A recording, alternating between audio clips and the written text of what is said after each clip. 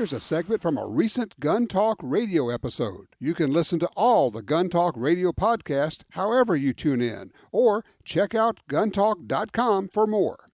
Steve's with us out of Massachusetts. Hey, Steve, what's on your mind today, sir? Hi, I'm calling about, I've heard you talk on the show a lot about Alan Gottlieb's Second Amendment Foundation, which I donate to. I've been a member of GOAL here in Massachusetts, donate to them, Jim Wallace.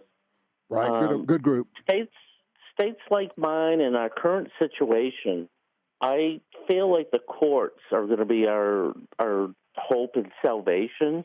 And I've always wondered, what are the major manufacturers doing? Do they contribute to these organizations through the National Shooting Foundation, or are they doing stuff on their own? I know Ruger's done stuff in the past that they donated to the NRA. Right. I just wanted to get your update on that.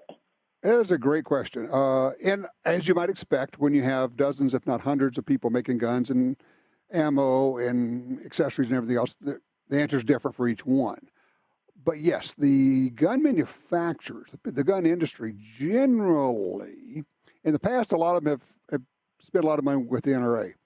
A lot of them have pulled back from that. And frankly, I get calls that are like, okay, we can't talk about this anywhere, and you can't tell people we're having this conversation, but we're really concerned about what's going on at the NRA, and we've kind of pulled back from that. And to your point is, okay, now what? So what do we do? So a lot of them are actually working through the National Shooting Sports Foundation, NSSF, NSSF.org. NSSF has taken on a much bigger role than it has in the past in terms of both litigation and legislation. And understand that the NSSF's agenda and its priorities are mostly the same, but not exactly the same as gun owners, individual gun owners, because a lot of times they're working on issues that affect gun makers or importation or the sale or transfer of guns, that kind of thing. That's kind of a manufacturer inside deal because they are a trade organization. But in a lot of these cases, the interest is the same. So there's that.